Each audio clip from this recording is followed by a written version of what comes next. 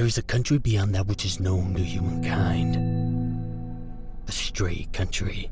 A country that exists west of October, whose borders are somewhere between midnight train whistles and the distant howl of a dog. A country that lies somewhere in the stitched and jittering static between radio stations.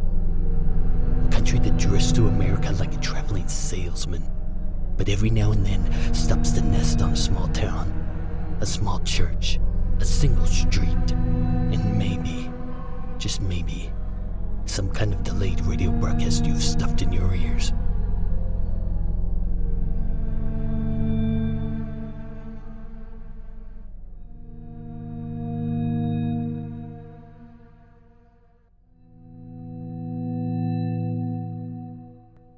Chapter 22. Like a fly with broken wings trying to fly.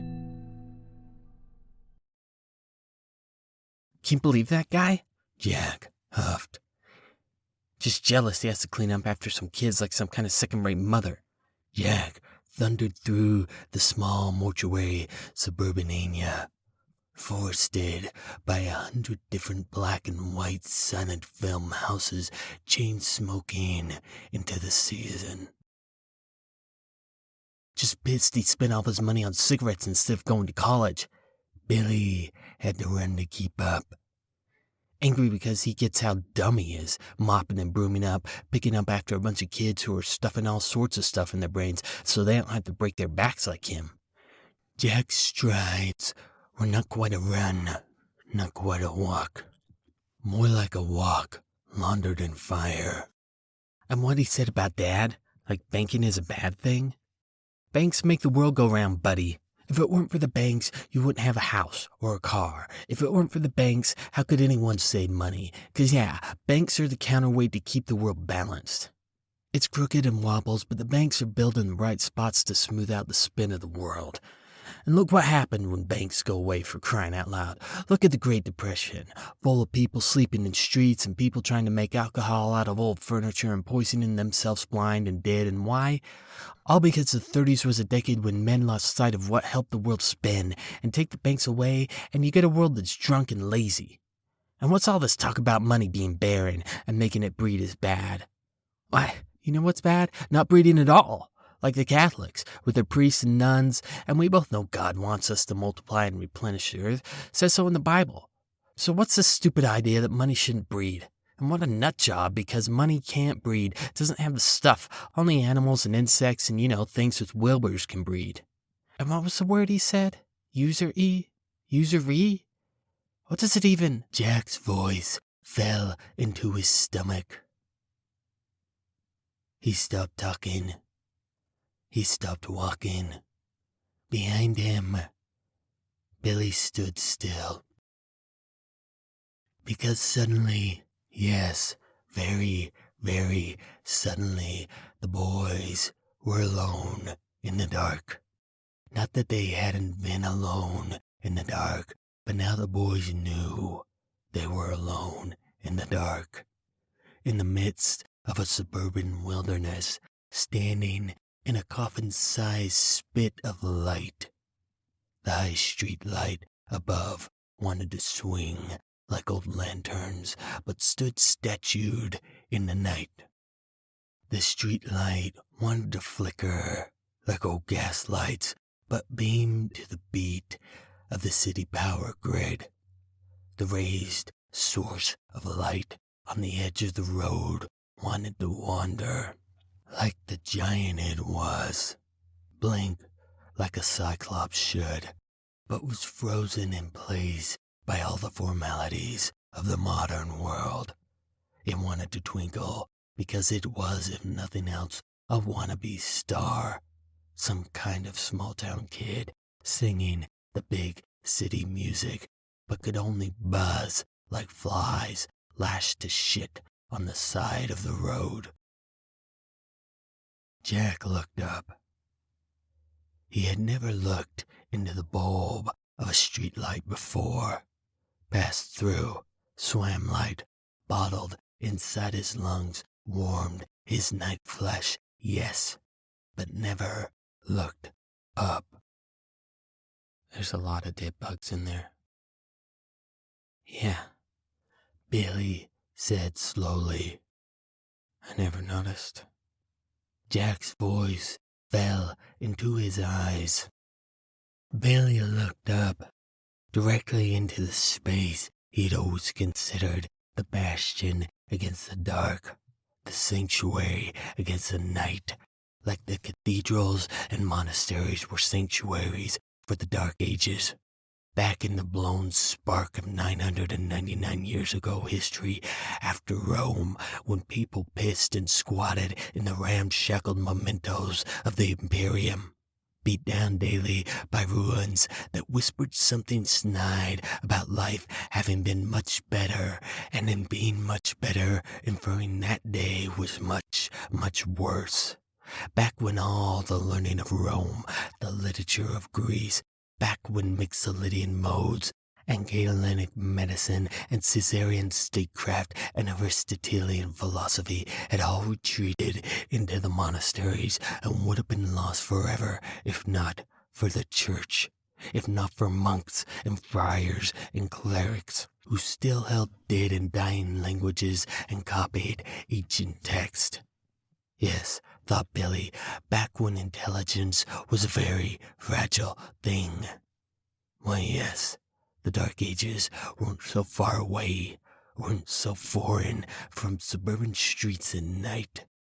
And Billy had always somehow felt this in his bones, without realizing it, that street lights were a lot like the monasteries of the Dark Ages, something out in the wilderness, forgotten, unseen, not paid attention to, but holding the light, keeping the night away until the sun could come back. Billy, however, was watching the world go through a plot twist before his eyes, because there, above him, in the space he had always accepted as a sanctuarium against the missing sun, was the simmering cemetery of 1,000,000 dead bugs. A kettle graveyard put on the stove, because that was what light was, wasn't it? A kind of hot water, once pure, but filtered through 100,000 dead bug carcasses like a kind of reaper dust tea bag. The street lamps had long masqueraded as keepers of the light, but were really daddy-long-legged slaughterhouses. Something to salt quiet neighborhood streets with the grit and spittle of 1,000,000 dead houseflies. Yes, Billy saw the street lights differently now. The street lamp was something that climbed the sky like steeples, sure, but was rather something to scare the pigeons. And wasn't it true? Hadn't he never once seen a pigeon resting on the street lamp?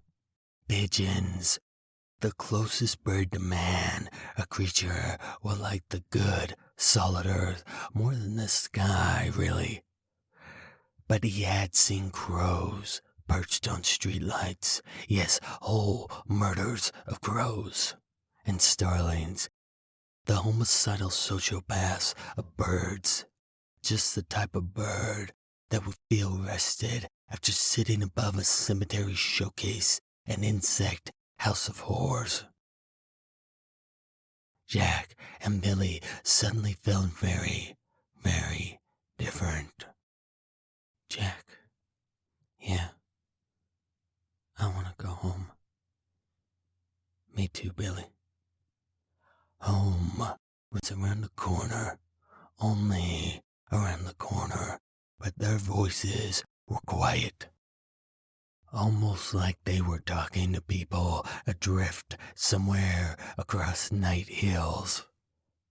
The two boys looked into the night outside the cone of light, looked at themselves in the teabag drip of dead bug light, unsure which of the darkness was worse, frantic to jump, but not knowing where to jump. This night, that night, and Billy thought he heard a tune in his head, something from childhood singing. This night, that night, this night, that night, won't you join the night? But it was not a song in his head. It was the music of a plastic sack on the wind.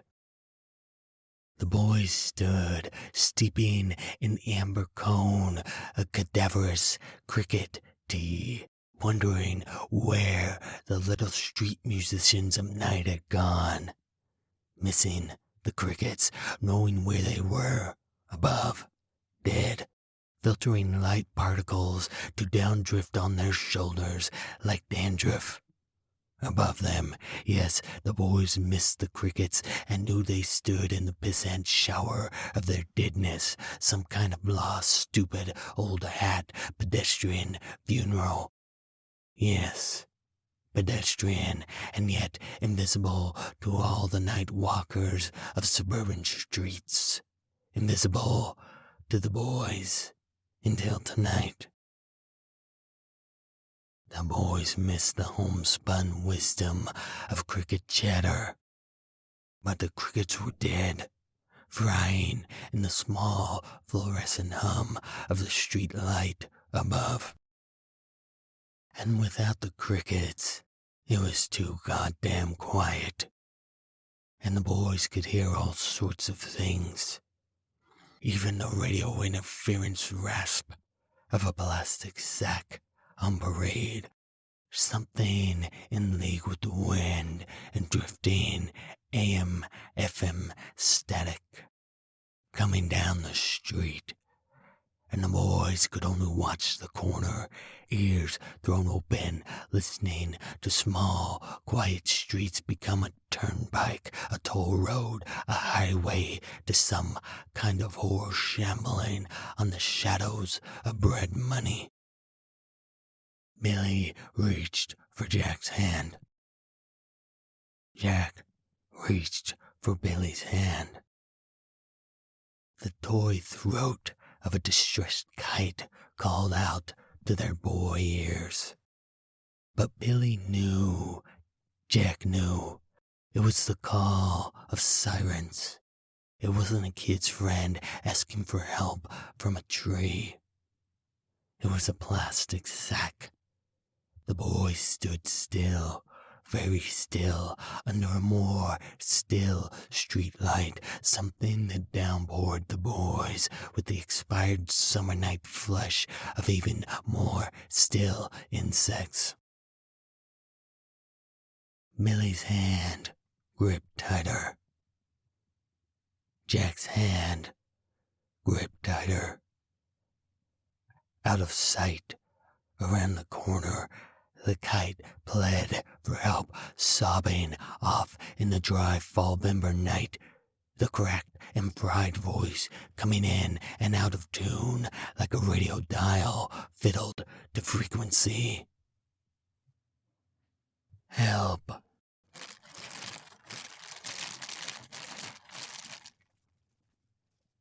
Help.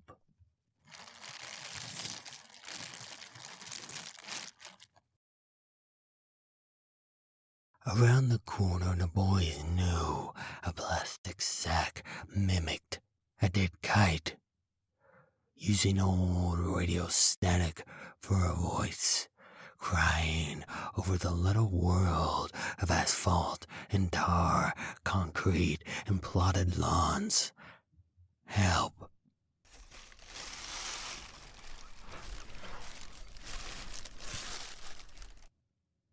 Help.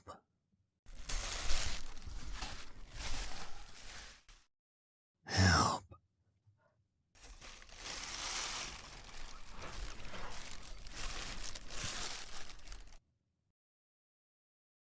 And Billy was thinking the same thing. Help. Help. Help. I'm standing in a street light streamed through dead fly wings, but I can't leave because something worse is coming this way.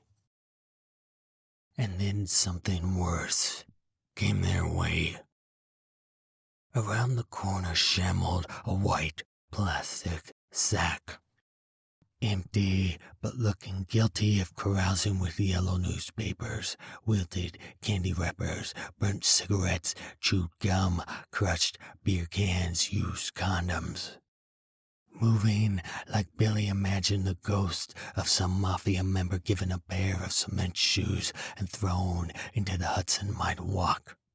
Airy as a ghost, way down by the big bad boot exit from mortality. He jerked towards them, specter light and boot heavy, up in the wind, down to the road, twitched to the night, smashed to the street, like a fly with broken wings trying to fly, coming for the boys.